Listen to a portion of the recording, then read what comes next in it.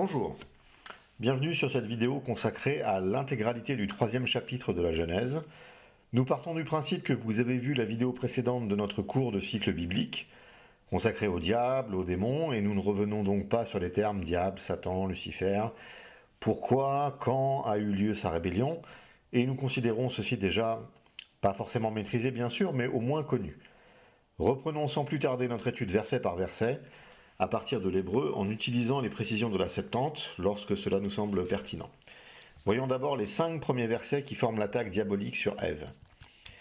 Le serpent était le plus rusé de tous les animaux des champs que l'Éternel Dieu avait fait. Il dit à la femme, « Dieu a-t-il réellement dit, vous ne mangerez pas de tous les arbres du jardin ?»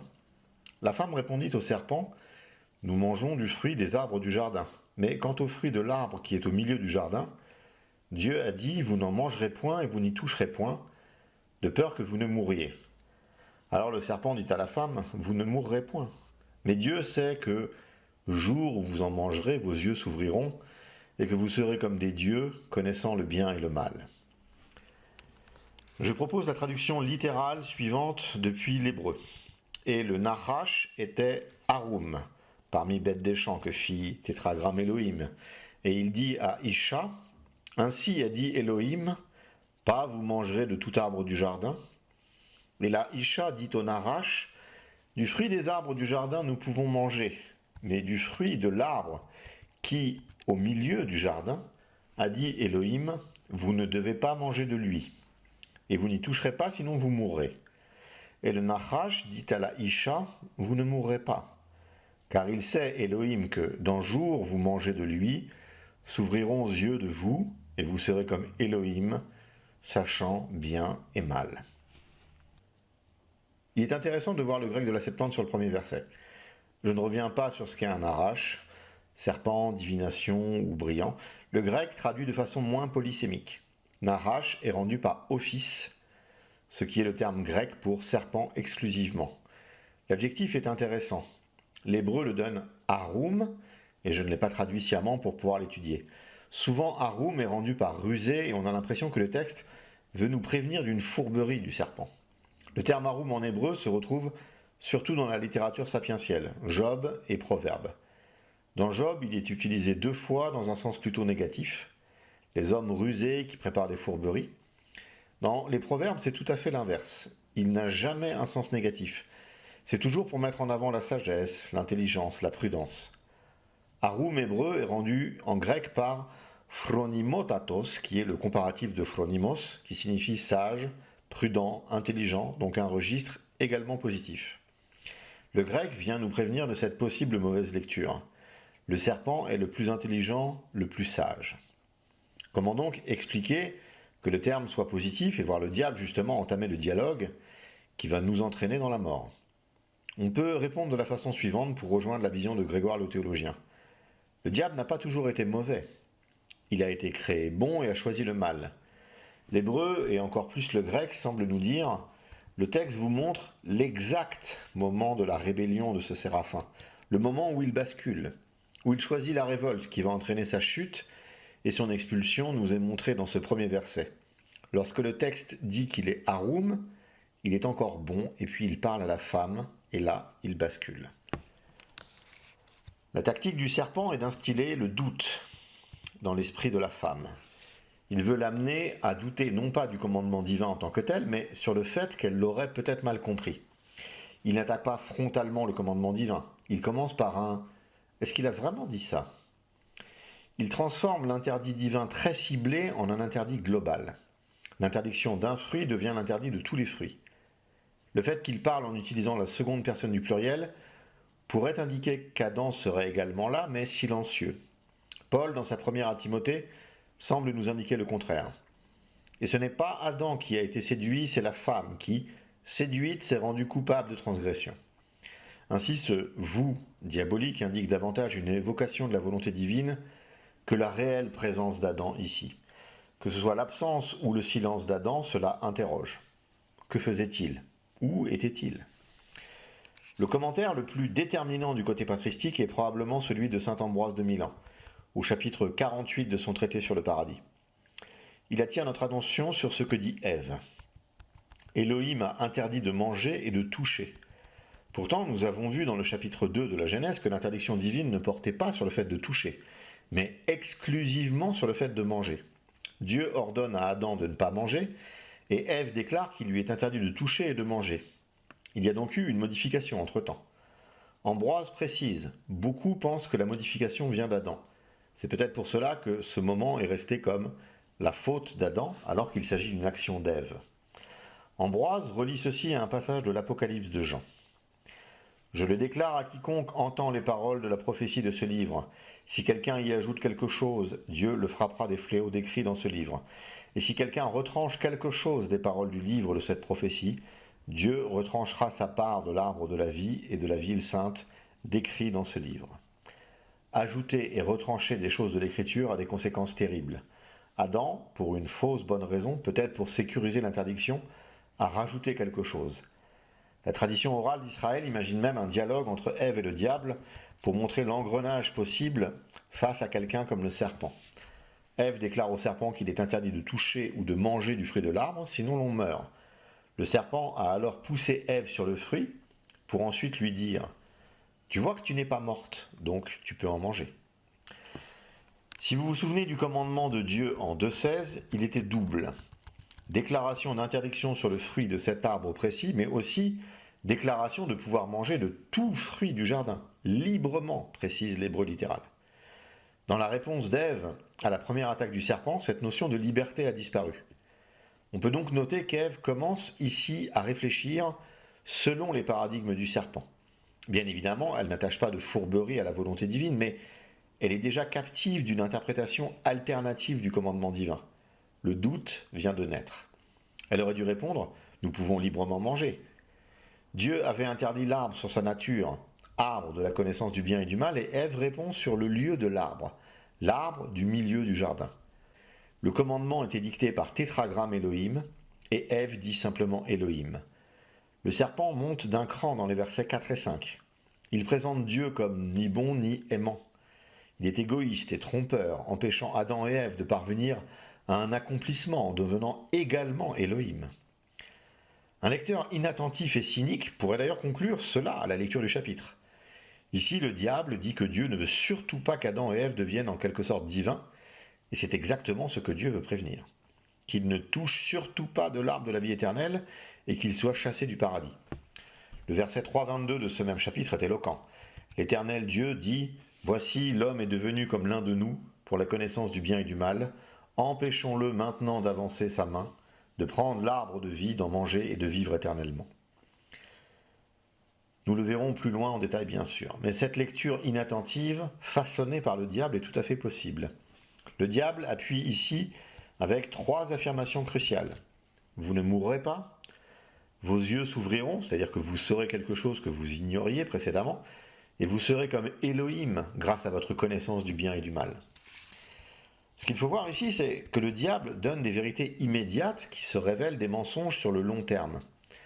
La mort n'est pas immédiate et le diable semble donc avoir raison. Mais l'affreuse astuce ici est que la mort que Dieu a annoncée n'a jamais été promise comme immédiate. Le diable instrumentalise la miséricorde divine pour se parer d'une autorité toute artificielle. Il avait dit « Vos yeux s'ouvriront » et effectivement nous verrons au verset 7 que leurs yeux se sont ouverts à cette nouvelle réalité. Et enfin, sur la connaissance du bien et du mal, Adam et Ève sont bien tombés dans ce qu'indiquait le diable, mais de façon tout à fait trompeuse. On imagine aisément que la séduction résidait dans le fait d'acquérir une connaissance alors réservée uniquement à Dieu et cachée aux hommes. Ceci est le ressort mental de la gnose, cette croyance enfantine et diabolique à la fois, qu'il y a quelque chose de caché à découvrir, à conquérir. Mais en fait, le diable a d'une certaine façon tenu ses promesses. L'humanité a maintenant pris la place de Dieu et s'arroge le droit de définir ce qui est bien ou mal. Dieu, par exemple, de façon très claire, définit le mariage comme étant l'union d'un homme et d'une femme. Eh bien, l'humanité poursuit la promesse du diable et définit une nouvelle version du bien et du mal. Nous améliorons la vision étriquée de Dieu. Nous déclarons que le mariage peut concerner aussi un homme et un homme, ou bien une femme et une femme. Nous l'inscrivons même fièrement dans la loi. Nous augmentons les libertés humaines. Nous définissons que le meurtre d'un embryon humain se développant dans la matrice de sa mère peut être admissible si l'embryon est encore assez jeune, et nous appelons cela une liberté. Nous permettons cela afin de transformer la mère en divinité qui a le droit de vie et de mort sur cet enfant, qui par définition n'est coupable de rien à titre personnel. Mais peut-être cet enfant arrive-t-il au mauvais moment, pas souhaité, pas d'argent, pas le temps, une carrière à mener, des études à finir, etc. Donc vous voyez, le diable a tenu sa promesse d'une certaine façon. Nous sommes Dieu et nous définissons nous-mêmes ce qui est bien ou mal. Passons aux 2 versets suivants pour voir Ève choisir de manger du fruit défendu. La femme vit que l'arbre était bon à manger et agréable à la vue, et qu'il était précieux pour ouvrir l'intelligence. Elle prit de son fruit et en mangea. Elle en donna aussi à son mari, qui était auprès d'elle, et il en mangea. Les yeux de l'un et de l'autre s'ouvrirent, ils connurent qu'ils étaient nus, et ayant cousu des feuilles de figuier, ils s'en firent des ceintures. On découvre ici rapidement l'étendue de l'arnaque. On s'attendait à une connaissance colossale, nous permettant de nous hisser au niveau divin. La seule chose que nous avons vue au final est notre nudité. Il faut bien comprendre que le diable dupe, triche, ment. Il met un paquet cadeau autour de rien. Les gens qui signent un pacte avec lui sont bien naïfs quand on a tout ceci à l'esprit. La Bible nous montre le moment de bascule chez Ève. Elle voit dans un premier temps, puis juge que le fruit est bon. Il y a peut-être une forme d'ironie dans ce terme « bon » ici, car le terme s'utilise de 2 façons en hébreu, le bien moral et le beau physique. Si l'on peut y voir une réminiscence du jugement divin sur chaque jour de la création, on peut constater qu'ici le beau n'a pas été un bien moral, mais la base d'une transgression. Ève usurpe Dieu à juger ce qui est bon. On voit ici le travail de sable du diable, et souvenons-nous que lorsqu'elle juge de la sorte, elle n'a pas encore mangé. Une interrogation que suscite ce passage est « Pourquoi Ève donne à manger à Adam ?» Ambroise de Milan explique dans le même traité sur le paradis « Les yeux de leur esprit s'ouvrirent et ils se rendirent compte de la honte d'être nus. Pour cette raison, lorsque la femme a mangé de l'arbre de la connaissance du bien et du mal, elle a certainement péché et s'est rendue compte qu'elle avait péché. En réalisant cela, elle n'aurait pas dû inviter son mari à partager son péché. En l'attirant et en lui donnant ce qu'elle avait elle-même goûté, elle n'annulait pas son péché. Plutôt, elle l'a répété. Certes, il va de soi qu'elle avait l'intention d'attirer la personne qu'elle aimait pour partager sa punition.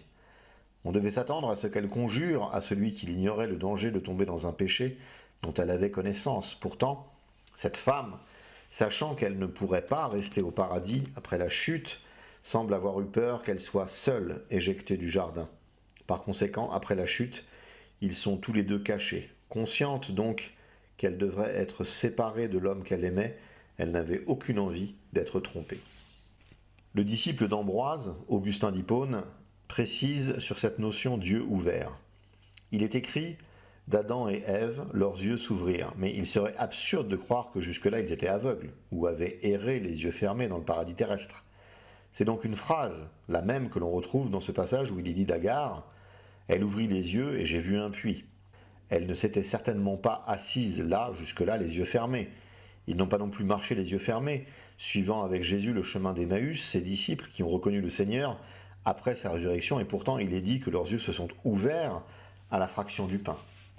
Augustin nous précise donc que cette ouverture n'est pas ici littérale, au sens premier du terme, mais une expression qui explique une nouvelle perception, probablement moins spirituelle et plus immédiatement physique. Peut-être les yeux s'ouvrent davantage parce que d'autres choses se ferment. Nous allons voir dans les versets suivants que c'est la relation avec Dieu qui va s'altérer grandement. Dans une précédente vidéo, j'avançais l'hypothèse du fruit comme étant une figue. Le fait qu'il se couse des feuilles de figuier semble plaider pour cette théorie. En effet, si le problème a lieu près d'un pommier, pourquoi aller courir peut-être loin pour chercher une feuille de figuier? À cause de la taille de la feuille suffisamment grande pour couvrir une nudité adulte? Le plus probable est de prendre ce qui est tout de suite à portée de main, la feuille du figuier dont on vient de goûter le fruit interdit. On pourra revenir un instant sur cette question. Mais pourquoi Ève choisit de croire Satan plutôt ce qu'elle savait précédemment? Souvenez-vous qu'elle a été dupée. Elle a naïvement cru que sa compréhension était imparfaite. Et faisant confiance au serpent, elle a choisi de suivre ses indications.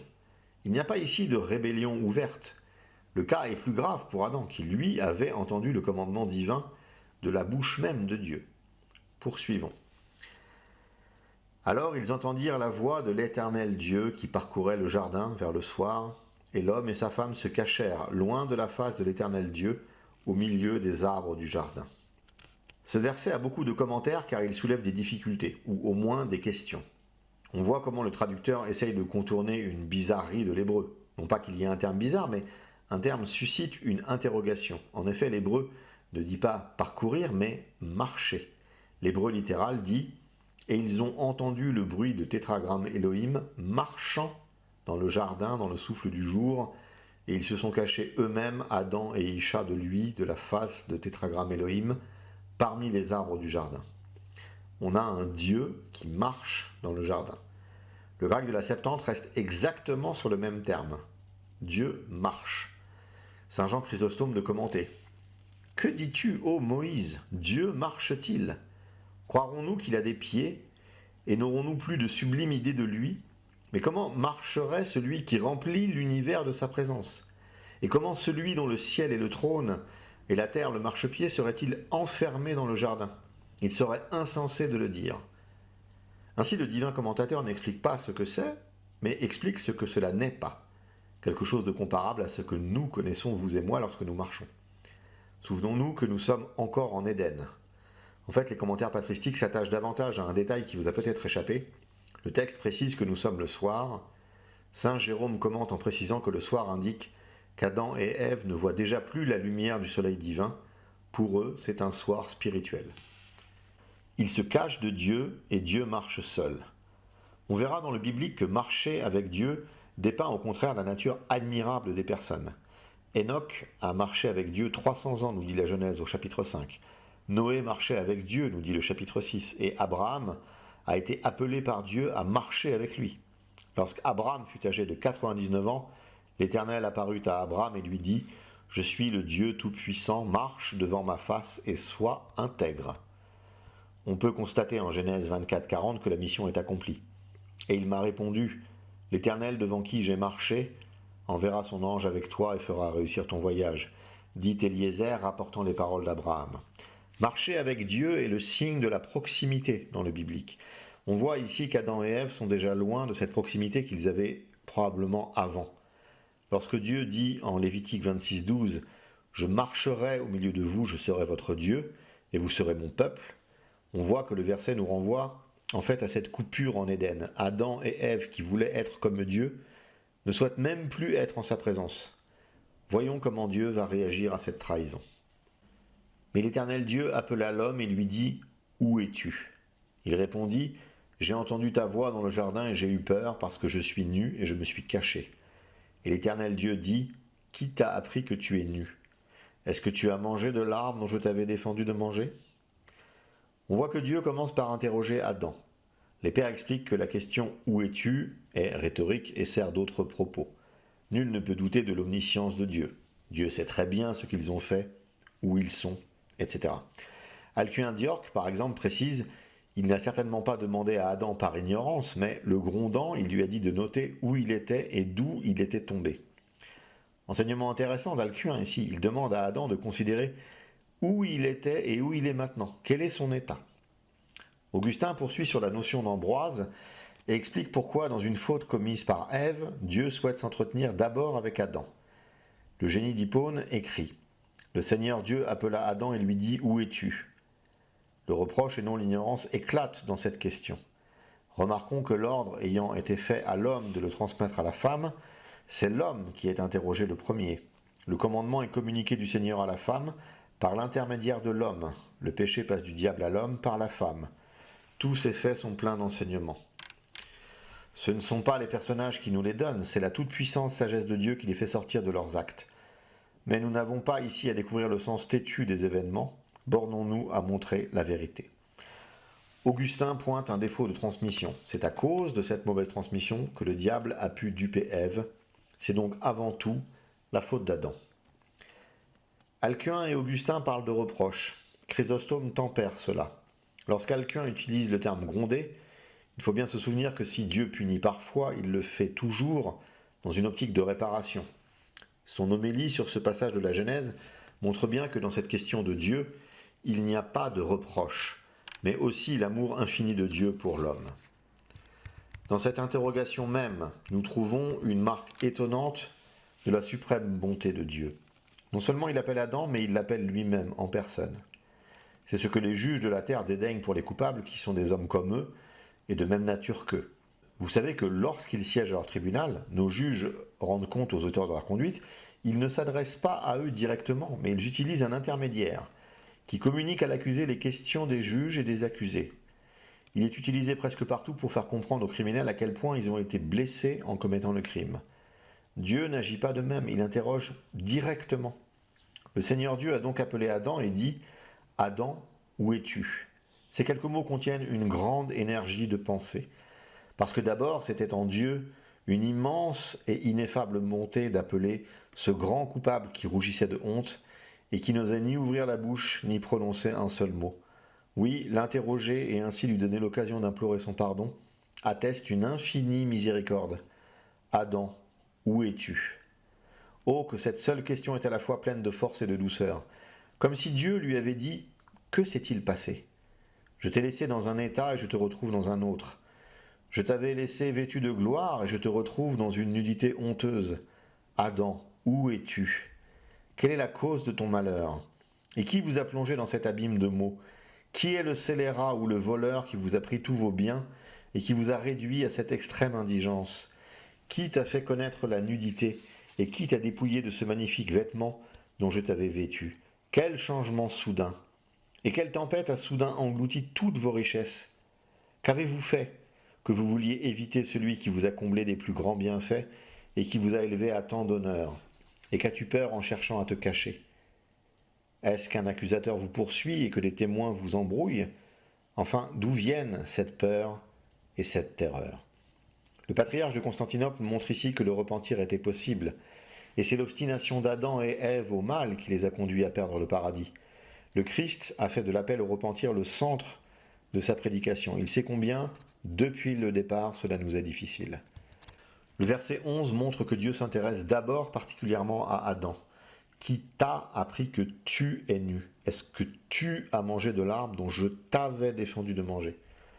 Dieu est un Dieu de vérité. Il veut voir un repentir pour pardonner.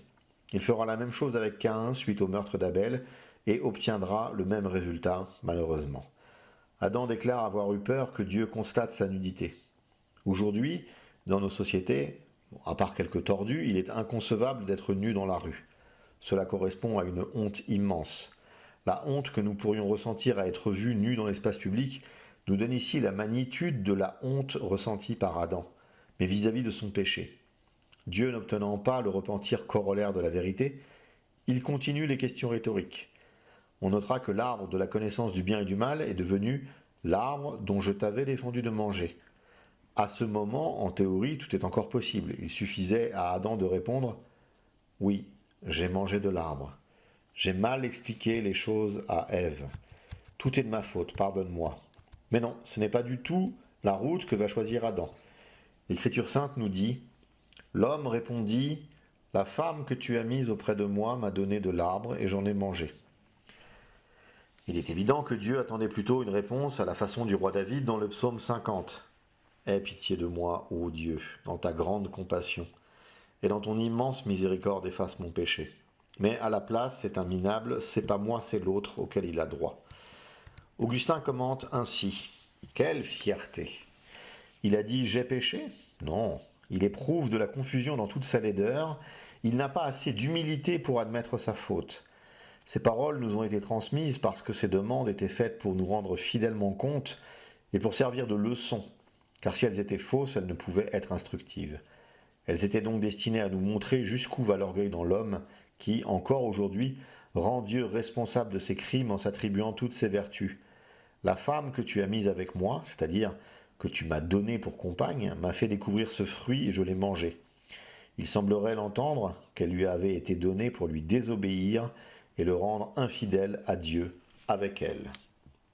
Adam oublie ici un peu rapidement qu'au moins Ève a été dupée par un séraphin. Lui n'a été dupé par personne. Il pouvait très bien refuser ce que lui proposait sa femme. On verra plus loin que Dieu le punira relativement au fait d'avoir écouté sa femme. Comme le pointe Augustin, Adam, dans sa façon de repousser le blâme sur autrui, semble à la fin accuser Dieu lui-même. La femme que tu as mise auprès de moi. Le diable peut se régaler de la situation, hein. Dieu est accusé. La femme qui était à l'origine un don magnifique à Adam, don qu'il avait accepté sans réserve, montre maintenant que Dieu, en effet, a des pensées cachées. Il ne cherche pas ce qu'il y a de mieux pour Adam. On voit comment le diable ici a réussi à abîmer la relation entre Dieu et Adam. Voilà comment pense Adam. La femme, en fait, est une erreur. C'est elle qui m'a amené à la faute. Dieu, n'obtenant pas de repentir chez Adam, se tourne vers Ève. Et l'Éternel Dieu dit à la femme, « Pourquoi as-tu fait cela ?» La femme répondit, « Le serpent m'a séduite et j'en ai mangé. » On voit qu'elle fait un peu comme Adam en blâmant le serpent, mais elle reconnaît la faute et il est vrai qu'elle a été dupée. Elle n'est pas totalement innocente, mais pour elle, la situation était bien plus compliquée que pour Adam. Les pères reconnaissent cette meilleure réaction d'Ève. Ambroise de Milan explique « Cette faute est pardonnable, qui est suivie d'un aveu de culpabilité. Il ne faut donc pas désespérer de la femme qui ne s'est pas tue devant Dieu, mais qui a préféré avouer son péché, celle à qui a été prononcée une sentence salutaire. Il est bon de subir la condamnation pour nos péchés et d'être flagellés pour nos crimes, pourvu que nous soyons flagellés avec d'autres hommes. Par conséquent, Caïn, parce qu'il voulait nier sa culpabilité, a été jugé indigne d'être puni dans son péché.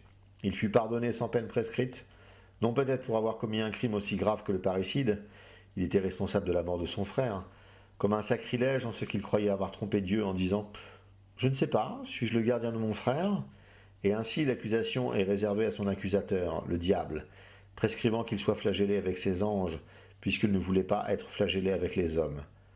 De tel, par conséquent, a-t-il été dit, il n'y a aucune considération pour leur mort, ils ne seront pas flagellés comme les autres hommes.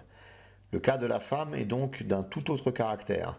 Bien qu'elle ait encouru le péché de désobéissance, elle possédait toujours dans l'arbre du paradis de la nourriture pour la vertu. Et ainsi elle a admis son péché et a été considérée comme digne de pardon.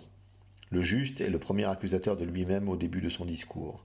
Nul ne peut être justifié du péché s'il n'a d'abord fait confession de son péché. C'est pourquoi le Seigneur dit « Dis si tu as quelque chose pour te justifier ». Augustin est sur une ligne plus dure. La mention du serpent lui laisse entendre que le repentir n'est pas vraiment là. La femme répondit « Le serpent m'a séduite et j'ai mangé des fruits ». Ève, elle aussi, ne reconnaît pas sa faute et la rejette sur un autre. C'est le même orgueil chez les deux sexes. Ce sont pourtant les ancêtres de l'homme qui, accablés par beaucoup de disgrâces, s'écria sans imiter leur orgueil, et ceci jusqu'à la fin des temps. Seigneur, aie pitié de moi, guéris mon âme, car j'ai péché contre toi. Il fallait attendre les afflictions, les horreurs de la mort, les inquiétudes des générations, la grâce qu'en temps opportun Dieu enverrait aux hommes, après leur avoir appris dans les souffrances à ne pas présumer de leur force. Poursuivons. L'Éternel Dieu dit au serpent, « Puisque tu as fait cela, tu seras maudit entre tout le bétail et entre tous les animaux des champs. Tu marcheras sur ton ventre, et tu mangeras de la poussière tous les jours de ta vie. Je mettrai inimitié entre toi et la femme, entre ta postérité et sa postérité. Celle-ci t'écrasera la tête, et tu lui laisseras le talon. » On voit dans ces deux versets de jugement contre le serpent que Dieu ne prend pas la peine de susciter un repentir. La sanction arrive immédiatement. Saint Jérôme fait remarquer que la Septante précise que le serpent rampe sur sa poitrine et son ventre. C'est-à-dire que le grec amplifie l'humiliation de la sanction. Le serpent ne peut plus regarder le ciel dont il est chassé. Il est collé contre terre. Il ne voit que ça. Il va même en manger tant il en est proche. Cette prophétie d'inimitié entre le serpent et la femme est des plus intéressantes. Saint Jérôme nous prévient que l'hébreu littéral signifie « écraser ». C'est quelque chose de violent. Les pères expliquent souvent que la postérité de la femme, c'est toute l'humanité qui vient par la suite. La postérité du serpent est vue de bien des façons. Alcuin Dior qui voit le péché originel dont nous traiterons d'après l'étude verset par verset. Dieu ici annonce la défaite finale de Satan, vaincu après avoir néanmoins pu asséner une blessure. Nous avons ici en extrême condensé l'évangile. Le Christ est vainqueur, bien qu'ayant été blessé. Une morsure de serpent, même au talon, c'est la mort avec les espèces venimeuses. Ainsi, nous avons cette annonce, paradoxale pour les gens avant Jésus, le serpent va tuer la postérité de la femme, mais il va perdre. Tout ceci est très clair à l'aune de la résurrection. Le terme hébreu pour postérité est zéra, qui signifie semence, ce qui dans le biblique peut désigner tout le peuple ou un être particulier. On se souvient comment Paul identifie la semence d'Abraham, non pas avec tout ce qui est sorti de lui ensuite, via les générations et les générations, mais exclusivement le Christ. On peut donc aussi réduire au Christ et voir un affrontement entre le Christ et la semence du serpent qui est le péché. On notera à nouveau que le grec de la Septante aide cette lecture d'une seule personne, avec le neutre singulier sperma, qui devrait introduire un pronom neutre, mais c'est un il qui va écraser la tête de la semence du serpent. Et on a en fait ici une sorte d'annonce prophétique de toute l'histoire du monde. Ce sera l'histoire d'une lutte entre deux lignées. Le terme inimitié est un peu terne ici. Si on pivote par le grec de la Septante, on voit que le terme utilisé est exthros, qui signifie aussi bien inimitié que haine, opposition, séparation. Ainsi, il semble plus judicieux de traduire « Je mettrai une haine entre toi et la femme, entre sa descendance et ta descendance ». L'histoire du monde sera donc tragique. On verra ainsi le diable faire en sorte de toujours tuer ceux qui ne se soumettent pas à l'empire du péché. On verra toujours cette tension historique entre une lignée élue et une lignée maudite, entre Abel et Caïn dès la génération suivante. Une lignée de Noé sera élue, chez Sem, et une maudite, chez Cam. Les patriarches expérimenteront l'existence en tant qu'élus chez des gens maudits. Cette haine des deux lignées ne connaîtra pas de limite morale, comme chez Pharaon ou Hérode avec le meurtre des nouveau-nés. A noter qu'ici, saint Irénée de Lyon réalise une des plus belles interprétations typologiques de toute la patristique. Il voit chez la femme de ce verset 3.15 un type de la Théotokos, une annonce de la Théotokos qui va amener au monde celui qui va écraser le serpent.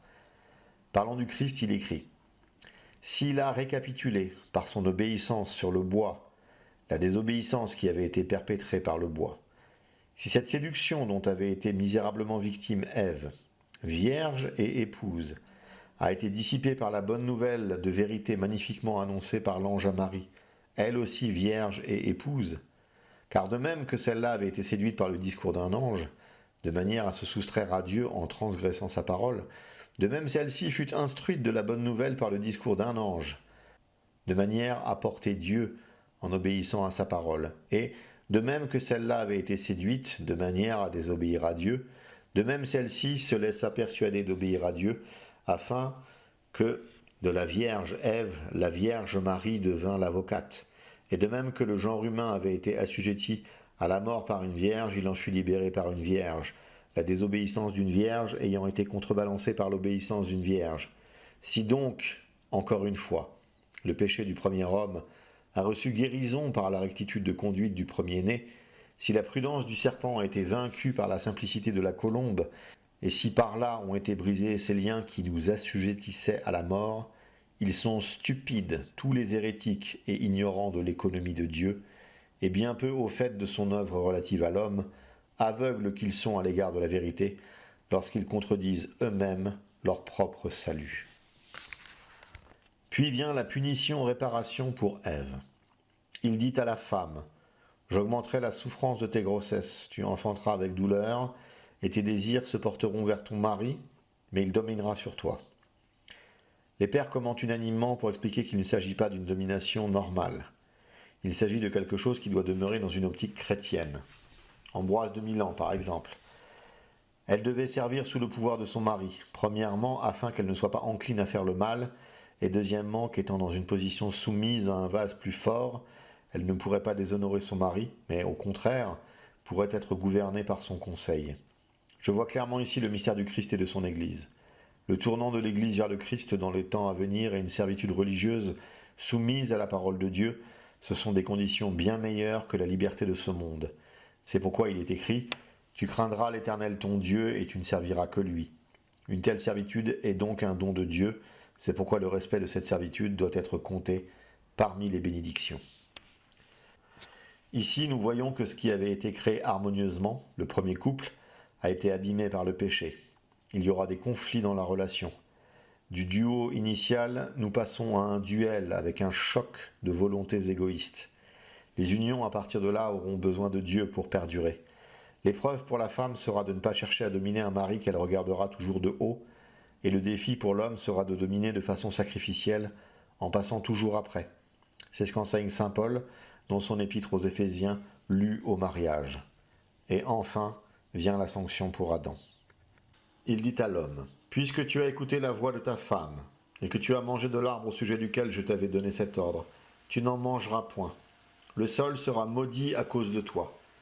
C'est à force de peine que tu en tireras ta nourriture tous les jours de ta vie. Il te produira des épines et des ronces, et tu mangeras de l'herbe des champs. C'est à la sueur de ton visage que tu mangeras du pain, jusqu'à ce que tu retournes dans la terre d'où tu as été pris, car tu es poussière, et tu retourneras dans la poussière. » Saint Jean Chrysostome commente ainsi le verset 17. « Mais Dieu dit à Adam, parce que tu as écouté la voix de ta femme et que tu as mangé le seul fruit dont je t'avais interdit de manger, parce que tu as négligé de garder mon commandement, et ni la peur ni les menaces des châtiments qui ont suivi ton péché n'ont pu te retenir, et parce que tu as commis l'énorme erreur de toucher au seul fruit que j'avais excepté en t'abandonnant l'usage de tous les autres, la terre est maudite dans ton travail. » Ici nous reconnaissons la bonté divine dans la manière différente dont il punit le serpent, un animal déraisonnable, et l'homme, être doué de raison. Il dit au premier, tu es maudit sur la terre, et au second, la terre est maudite dans ton travail. Et à juste titre, car elle a été créée pour l'homme, afin qu'il puisse jouir de ses productions. Mais parce que l'homme a péché, elle est maudite, et l'effet de cette malédiction sera de troubler le repos et la tranquillité de l'homme. Alcuin d'York questionne, pourquoi la terre a-t-elle fourni des épines et des chardons? Réponse, la terre a été maudite à cause du péché de l'homme, pour produire des épines et des plantes vénéneuses afin de causer des tourments ou des troubles aux mortels, afin que l'homme puisse toujours avoir le péché originel devant ses yeux et puisse, au moins lorsqu'il est ainsi rappelé, se détourner finalement des péchés. Les épines sont représentatives du changement de relation entre l'homme et le monde. Dieu avait fait le monde pour l'homme. Il sera le maître sans Dieu d'un monde désormais hostile et dangereux. Dieu lui avait confié ce monde pour en être le gardien. Il lui faudra désormais le domestiquer, et il passera le plus clair de son existence à participer au contrôle du monde devenu adversaire. À l'homme est maintenant promis une vie de labeur dont la seule issue est la mort, avec ce tristement célèbre verset « Car tu es poussière et tu retourneras à la poussière ». On sait depuis le commandement que cette sentence de mort s'applique également à la femme, puisqu'elle a mangé du fruit. Mais c'est Adam qui entend le verdict. La sentence de mort n'est certes pas immédiate. Le bannissement du jardin d'Éden est par contre quasi instantané, mais la présence divine est toujours là, comme en témoigne le chapitre 4. La mort d'Adam est rapportée en Genèse 5. Nous avons utilisé le mot sanction, et il convient ici de faire une précision. La mort ici n'est pas tant une punition qu'un moyen de rétablir la relation. Nous verrons ceci dans le verset où Dieu évoque l'arbre de vie. Mais il est important de comprendre que la mort ici, qui avait été annoncée au chapitre 2, n'est pas une mort de punition. C'est un peu comme lorsqu'une mère dit à son enfant de ne pas mettre les mains sur une flamme sous peine d'être brûlé. Ce n'est pas la mère qui punit l'enfant récalcitrant. C'est ainsi, le feu brûle. Ici, Dieu avait prévenu que la mort surviendrait à la désobéissance.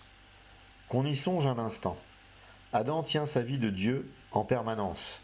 Il est comme un appareil électrique relié à une prise. Il reçoit en permanence la vie divine.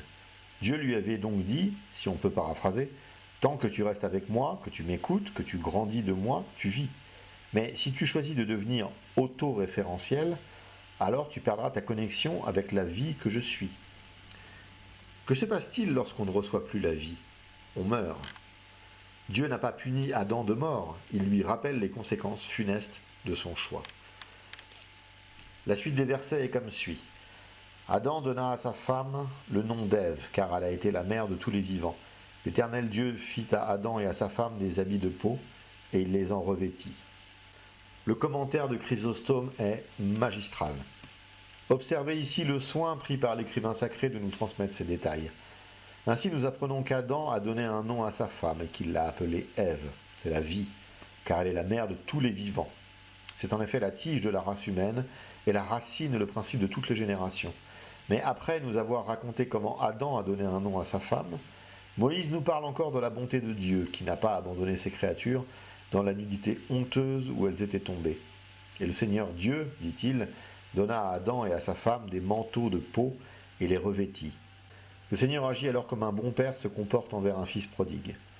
Ce fils de famille était doué d'un bon naturel et avait été élevé avec soin. Il jouissait dans la maison paternelle d'une riche abondance, portait des vêtements de soie et disposait d'un héritage opulent. Mais maintenant, l'excès même de prospérité le jette dans le mal. Et alors son père lui retranche tous ses avantages divers, le maintient plus étroitement sous son contrôle et remplace ses vêtements somptueux par une habitude simple et commune qui ne cache que sa nudité. Adam et Ève devinrent donc indignes de cette gloire glorieuse qui les couvrait et les libérait de tous les besoins du corps. Dieu leur enleva cet éclat et la possession de tous les biens dont ils jouissaient auparavant. Chute terrible. Cependant, il eut pitié d'un si grand malheur, en les voyant honteux d'une nudité qu'ils ne pouvaient ni couvrir ni cacher, il fit des tuniques de peau et les revêtit. Écoutez, ô riches, ô toi qui t'enorgueillis du travail des vers à soie et qui te pars des plus belles étoffes. Écoutez cette leçon de modestie que le Seigneur nous a donnée dès les premiers jours de la création. L'homme avait mérité la mort par son péché et il avait besoin d'un vêtement pour cacher sa nudité. Et maintenant, Dieu ne lui met qu'une tunique de peau. Il a voulu nous apprendre à fuir une vie douce et voluptueuse et à embrasser de préférence une vie dure et austère. Mais peut-être que les riches, rebutés par cette morale sévère, me diront « Quoi, tu veux qu'on s'habille avec des peaux de bêtes ?» Je ne dis pas ça. Et nos premiers parents eux-mêmes n'ont pas toujours porté ce genre de vêtements, car la bonté divine ne cesse d'être généreuse et bienfaisante. Ainsi, depuis le jour où Adam et Ève ont été soumis aux besoins de la nature et ont perdu l'existence douce et angélique dans laquelle ils ont été créés, le Seigneur leur a permis de tisser la laine pour en faire des vêtements.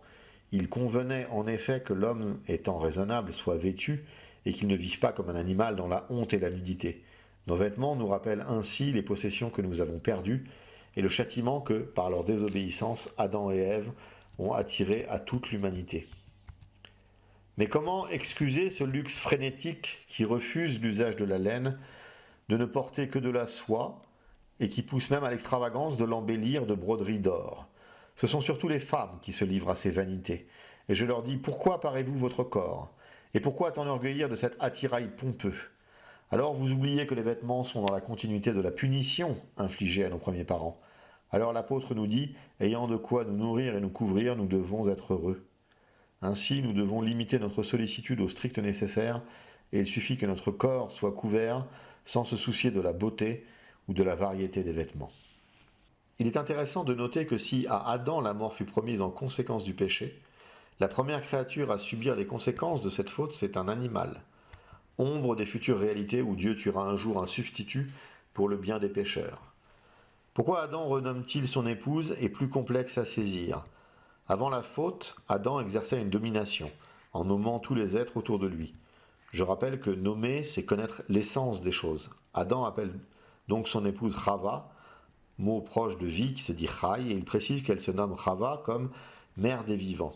A noter qu'en grec, elle s'appelle Zoé, ce qui signifie vie. Il est donc logique de penser qu'Adam, dans cet acte, déclare plusieurs choses à Dieu. Je vais exercer mes prérogatives maintenant. Je nomme, ce qui est une de mes prérogatives. Je considère que le moment est venu de créer les générations suivantes pour faire advenir ce que Dieu a annoncé dans cette lutte contre la postérité du serpent. Il y a une postérité humaine à créer. Adam déclare donc ici qu'il accepte la situation. Dieu répond par de l'aide. Il crée les vêtements pour les corps affaiblis qui sont maintenant dans la nécessité. Voyons maintenant l'expulsion d'Adam et Ève du jardin d'Éden. L'Éternel Dieu dit, « Voici l'homme est devenu comme l'un de nous pour la connaissance du bien et du mal. Empêchons-le maintenant d'avancer sa main, de prendre de l'arbre de vie, d'en manger et de vivre éternellement. » Et l'Éternel Dieu le chassa du jardin d'Éden pour qu'il cultivât la terre d'où il avait été pris. C'est ainsi qu'il chassa Adam, et il mit à l'orient du jardin d'Éden les chérubins qui agitent une épée flamboyante pour garder le chemin de l'arbre de vie. Souvent, les pères analysent le « un de nous » comme une référence trinitaire. C'est tellement évident que je n'insiste pas dessus. Saint Jean Chrysostome propose la lecture suivante qui est très profonde. Ici encore, le Seigneur emploie des expressions proportionnées à notre faiblesse. Et le Seigneur Dieu dit, « Voici Adam, devenu comme l'un de nous, connaissant le bien et le mal. » Quelle simplicité de langage, mais comprenons-le dans un sens digne de Dieu. Il nous rappelle donc comment le diable, par l'organe du serpent, a trompé nos premiers parents. Il leur dit, « Si vous mangez de ce fruit, vous serez comme des dieux. » Et ils l'ont mangé dans l'espoir insensé d'être égal à la divinité. C'est pourquoi Dieu, voulant leur faire sentir à nouveau la tâche de leur faute et l'illusion de leurs espérances, dit ironiquement, « Voici Adam devenu comme l'un de nous. » Ce reproche amer était personnel et ne pouvait que jeter Adam dans une confusion extrême. C'est comme si le Seigneur lui avait dit « Tu as transgressé mon commandement d'être égal à moi. Bien, ce que vous vouliez est arrivé, ou plutôt ce que vous ne vouliez pas, mais ce que vous méritiez. Parce que tu es devenu comme l'un de nous, connaissant le bien et le mal. Le diable avait dit à Ève par l'organe du serpent, « Vos yeux s'ouvriront et vous serez comme des dieux, connaissant le bien et le mal. » Alors le Seigneur ajouta, « Et maintenant, craignons qu'il ne lève la main et prenne de l'arbre de vie, n'en mange et vive pour toujours. » Ici encore, la miséricorde divine se manifeste, mais il faut approfondir chacun de ces mots pour ne rien perdre et découvrir toutes les richesses cachées. Quand Dieu fit un commandement à Adam, il lui permit l'usage de tous les fruits sauf un, le menaçant de mort s'il osait y toucher. Mais en le commandant et en le menaçant, il ne dit rien de l'arbre de vie.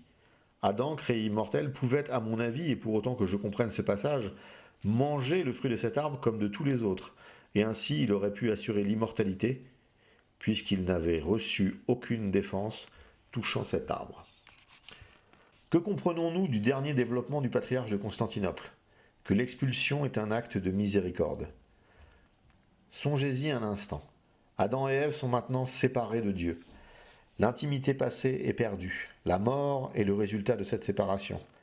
L'arbre de la vie éternise les situations. Comme le dit Chrysostome, cet arbre aurait pu éterniser la situation d'un Adam totalement obéissant et libre dans un accomplissement du plan divin. Mais il peut aussi éterniser la coupure d'avec Dieu. Pour éviter cela, Dieu expulse Adam du paradis. Adam a mangé ce qu'il ne devait pas et a perdu la relation avec Dieu. C'est pour cela aussi que Dieu se présente à nous comme nourriture. Au banquet eucharistique, Dieu nous offre le moyen d'inverser le péché d'Adam. Cette réparation, nous devons l'accomplir dans cette vie-là, afin de pouvoir espérer manger de l'arbre de vie plus tard, pour éterniser notre relation restaurée. On se souvient qu'au chapitre 2 de la Genèse, l'arbre de la connaissance du bien et du mal et l'arbre de la vie étaient présentés ensemble. On notera l'ironie sombre qui veut que le diable avait en partie raison maintenant. Il avait dit que l'arbre interdit n'était pas le seul interdit. C'est maintenant chose faite. L'ironie ne s'arrête pas là. Adam était le gardien, le responsable du jardin, et maintenant il en est expulsé, et des anges armés d'épées de feu montent la garde pour éviter qu'il n'y retourne. La restauration de la relation entre Dieu et l'homme va ensuite traverser tout le biblique. Cela va se passer par paliers. Au bout d'un moment, au prix du sang innocent des animaux de sacrifice, le grand prêtre d'Israël pourra profiter de la présence divine une fois par an dans le Saint des Saints. Il faut que nous, chrétiens, ne perdions jamais de vue le côté inouï de ce que permet la liturgie eucharistique. Nous avons chaque dimanche la présence de Dieu, avec l'armée des anges et le cœur des saints. Nous avons bien plus que ce que le grand prêtre d'Israël n'a jamais eu. Avant le Christ, avant l'Église, vivre avec Dieu via l'arbre de vie était perdu. Mais le tabernacle permettait de regagner quelque chose d'imparfait. Ce n'est qu'avec le sang du sacrifice ultime, celui du Christ, que nous pouvons retrouver ce qui fut perdu, la présence divine. Au bout de cette lutte, le Christ l'a promis, que celui qui a des oreilles entende ce que l'Esprit dit aux églises, à celui qui vaincra, je donnerai à manger de l'arbre de vie qui est dans le paradis de Dieu. Voilà pour l'étude verset par verset. J'aimerais maintenant aborder le problème du péché originel, ainsi que la vision orthodoxe du péché originel. Qu'est-ce que le péché originel? Pour présenter rapidement ce point de doctrine, il s'agit de dire que la faute que nous venons de voir s'accomplir dans ce 3e chapitre est le tout premier péché qui a été commis par l'humanité. Ce péché a entraîné la mort, comme nous avons pu le voir. Eh bien, cette doctrine stipule la chose suivante: l'humanité tout entière hérite de la conséquence du péché, à savoir la mort, et elle est également tenue comme co-responsable et endosse également la culpabilité. Ainsi, nous héritons et de la culpabilité et des conséquences de la faute. Ce dernier point sera peut-être encore plus important, car nous nous adressons à un public francophone susceptible d'avoir reçu un enseignement via ce qui est appelé l'école de Paris, c'est-à-dire toute la théologie issue de l'Institut Saint-Serge. Les modernistes, et pas seulement les théologiens dans le sillage de Saint-Serge, ont la position suivante: le péché d'Adam est uniquement celui d'Adam, et nous ne saurions, nous ses descendants, être tenus co-responsables de cette faute.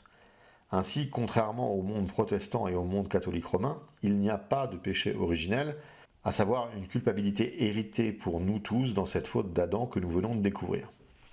Prenons par exemple un extrait d'une interview de Jean-Claude Larchet, un théologien spécialisé dans les écrits de Saint Maxime le Confesseur, qui déclarait dans une interview à orthodoxie.com: à propos de la crise du coronavirus. Selon la conception orthodoxe, qui diffère sur ce point de la conception catholique du péché originel, la faute même d'Adam et d'Ève est personnelle et ne se transmet pas à leurs descendants. Seuls ses effets se transmettent. Cependant, leurs descendants, depuis les origines jusqu'à nos jours, ont, comme le dit saint Paul dans le chapitre 5 de l'Épître aux Romains, péché d'une manière semblable à celle d'Adam, se sont faits ses imitateurs et ont confirmé son péché et ses effets par leur propre péché. Il convient donc, et c'est fondamental pour le public francophone, de préciser que cette position de Jean-Claude Larchet ou celle de l'école de Paris n'est pas orthodoxe. Ceci n'est pas traditionnel.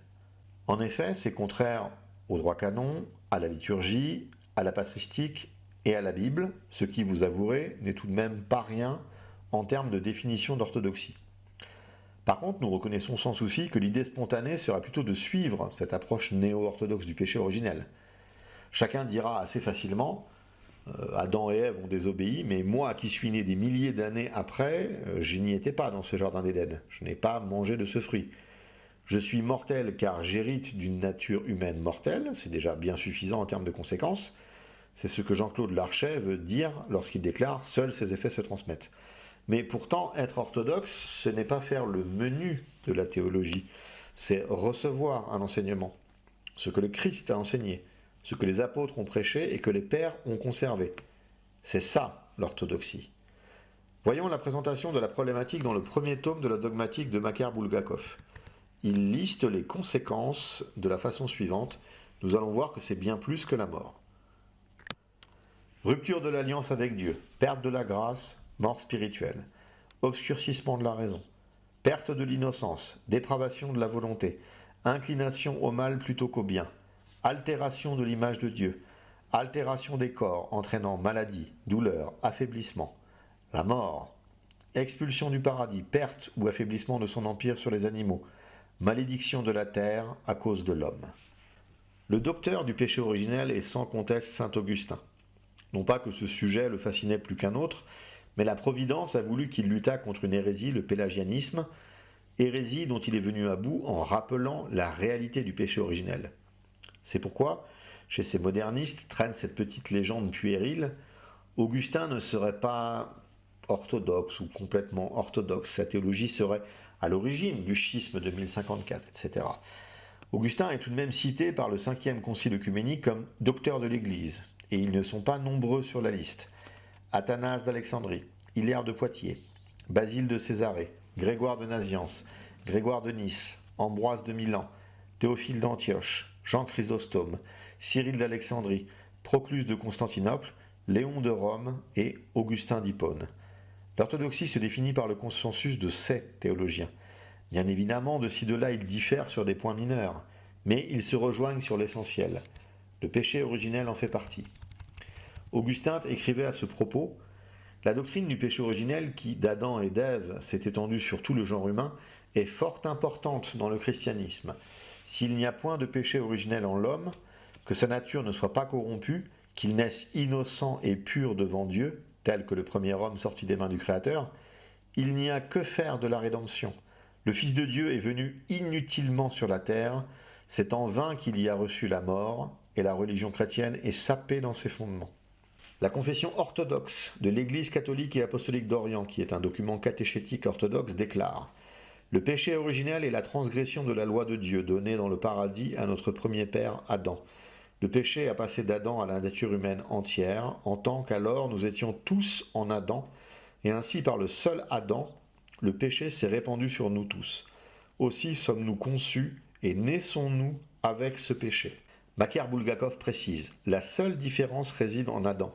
Sa faute fut volontaire et libre, et chez nous elle est héréditaire et inévitable. Chez Adam il y a un péché personnel, chez nous péché de nature. Ceci permet de comprendre ce qu'est le baptême, incompréhensible sans cela.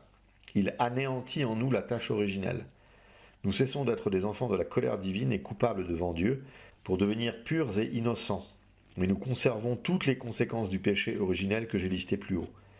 Le verset biblique sur lequel s'assoit le péché originel, c'est Romains 5, 12. Comme le péché est entré dans le monde par un seul homme, et la mort par le péché, ainsi la mort est passée dans tous les hommes par ce seul homme en qui tous sont péchés. Il y a également Job 14, 4. Qui peut rendre pur ce qui est né d'un sang impur? Job parle ici d'une souillure qui touche tous les hommes et les rend tous coupables devant Dieu. Ensuite, la tradition la plus antique commande de baptiser les enfants, et toujours, d'après tous les documents, en rémission des péchés. Le rituel de baptême comporte des exorcismes. Cela montre bien que pour l'Église, les enfants comme les adultes sont confrontés à la même réalité du péché originel. Le Concile de Carthage en 418 aborde le sujet dans le canon suivant. Quiconque conteste la nécessité du baptême des petits-enfants ou affirme que, quoi qu'il soit baptisé en rémission des péchés, il n'emprunte cependant du péché originel d'Adam rien qu'il faille laver par le bain de la régénération, d'où il résulterait que la forme du baptême en rémission des péchés ne leur soit point appliquée dans son véritable sens, qu'il soit anathème. Car ce que dit l'apôtre, le péché est entré dans le monde par un seul homme et la mort par le péché, ainsi la mort est passée dans tous les hommes par ce seul homme en qui tous sont péchés, il ne faut point l'entendre autrement que comme l'a constamment fait l'Église catholique répandue en tout lieu, car par cette règle de foi, même les enfants qui sont encore incapables de pécher par eux-mêmes sont véritablement baptisés en rémission des péchés pour être purifiés par la régénération de ce qu'ils ont emprunté de la vieille naissance. Les références patristiques sont innombrables, et pas uniquement Augustin. Justin Martyr, Irénée, Tertullien, Cyprien, Hilaire, Basile, Grégoire le théologien, Ambroise, Chrysostome. Je vais citer Grégoire le théologien qui écrit « Ce péché qui naît avec nous a été transmis aux malheureux humains par leurs premiers parents. Nous tous qui étions dans le même Adam avons été séduits par le serpent et mis à mort par le péché et sauvés par l'Adam céleste. » Finissons avec la liturgie, avec notre magnifique patrimoine liturgique. La liturgie est centrale pour démontrer les choses, car en orthodoxie, on prie ce qu'on croit et on croit ce qu'on prie. C'est ce qu'on appelle lex orandi, lex credandi. Il doit y avoir une parfaite adéquation entre ce qui est prié et la doctrine qui est confessée. Le synaxaire des matines du dimanche de l'expulsion d'Adam, parlant du jeûne, dit « Ne l'ayant pas observé, mais ayant cédé à son ventre, ou plutôt par l'intermédiaire d'Ève, au serpent trompeur, non seulement il n'est pas devenu Dieu, mais en plus il s'est attiré la mort, dont il a transmis le mal à tout le genre humain, et un peu plus loin. Et puisqu'à la responsabilité de tous nos semblables incombe et la transgression d'Adam et sa chute du paradis des délices, pour cette raison les pères ont proposé qu'en faisant mémoire, nous fuyions son exemple au lieu d'en imiter l'intempérance. Ce texte du synaxaire a été rédigé par Nicéphore Calliste Xanthopoulos au XVIe siècle. Bien évidemment, ce texte du Triode n'est pas un traité de dogmatique, mais il exprime une doctrine, il explicite une dogmatique qui nous paraît parfaitement claire. De l'autre côté, il n'y a aucun tropère, aucun kondakion, aucune hymne d'aucune sorte qui fasse dire à Adam qu'il a rendu sa descendance mortelle, mais exempte de la faute. La corruption de la nature humaine est toujours présentée sous les deux angles, porteuse de la souillure du péché et rendue tragiquement mortelle. Ces textes liturgiques sont terriblement normatifs dans le cadre orthodoxe. Ils ne sont probablement pas lus dans les paroisses bénéficiant d'un rythme liturgique moins soutenu que ne peuvent le vivre les monastères sérieux. Ainsi, ils ne sont pas connus du peuple orthodoxe, qui peut d'autant plus facilement être contaminé par cette théologie fallacieuse. Aucun prêtre souscrivant à cette doctrine partielle du péché originel ne pourrait répandre sa théologie après que ce texte du Triode soit lu au pupitre. Bref, il me semble avoir démontré amplement que le péché originel est une doctrine parfaitement orthodoxe et parfaitement traditionnelle. Il existe aujourd'hui 2 instituts de théologie en France, et de ce que j'ai pu constater lorsque je les fréquentais, les 2 avaient un enseignement non orthodoxe sur ce sujet. Pour que les choses soient claires, il s'agit de l'Institut Saint-Serge et du Centre Dumitru Staniloae. Ces 2 instituts enseignent par ailleurs des choses parfaitement orthodoxes et utiles dans d'autres domaines, mais vous pourrez aussi trouver des enseignements patristiques de qualité chez les catholiques romains et des cours de Bible enrichissants chez les protestants. Les choses ne sont jamais simples en la matière. Mais il s'agit ici de ne pas tomber dans le piège. Ce n'est pas parce que les gens sont étiquetés orthodoxes et qu'ils prient la liturgie de Saint Jean Chrysostome que leur orthodoxie est recevable. Quand nous voulons empoisonner un rat, nous ne mettons pas 100% de poison, mais 1% de poison à l'intérieur de 99% de fromage. Que celui qui a des oreilles entende, comme disait quelqu'un. Je me permets de faire une petite digression concernant le centre de théologie Dumitru Staniloae. Dumitru Staniloae, pour ceux qui ne le savent pas, était un grand théologien roumain du XXe siècle, membre de la structure qui a rompu avec l'orthodoxie sur la question calendaire.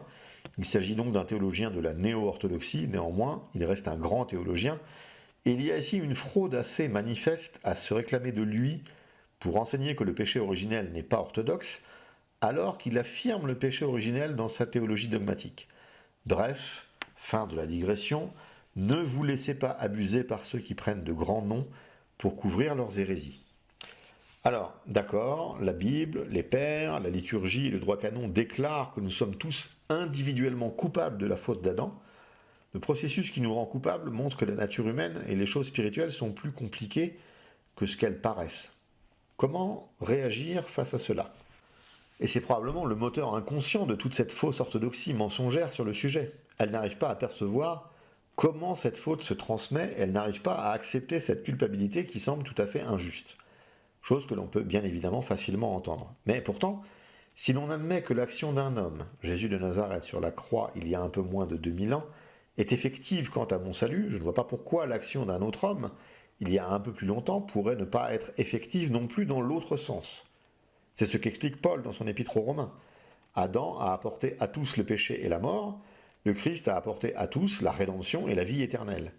Il y a une forme d'illogisme à admettre l'un sans admettre l'autre. Le fait que le Christ soit Dieu n'y change rien. C'est bien dans sa nature humaine que le Christ est vecteur de salut pour tous. Adam et le Christ partagent cette capacité mystérieuse à influer sur le destin de tous. C'est pourquoi Paul nomme Christ le nouvel Adam. Refuser cette culpabilité, lors même que nous sommes sauvés, est proprement absurde et quelque peu puéril. Admettre une culpabilité qui s'efface dans le baptême, ce n'est pas le plus grand des sacrifices, il me semble. Car si l'on en reste au chapitre 3 de la Genèse, la situation est terrible et tragique, mais nous qui avons le reste de la Bible, nous avons toutes les raisons de nous réjouir. Paul n'écrit-il pas dans l'Épître aux Hébreux « Ainsi donc, puisque les enfants participent au sang et à la chair, il y a également participé lui-même, afin que par la mort il n'anéantisse celui qui a la puissance de la mort, c'est-à-dire le diable, et qu'il délivra tous ceux qui par crainte de la mort étaient toute leur vie retenus dans la servitude. » L'orthodoxie véritable ne vous appelle donc pas à porter un fardeau bien trop lourd. L'orthodoxie véritable vous appelle à reconnaître l'étendue du drame qui s'est noué au Jardin d'Éden, et aussi à reconnaître l'étendue du sacrifice qui a été consenti sur la croix. Vous connaissez le lieu unique où se trouve l'orthodoxie véritable. Bienvenue dans les catacombes.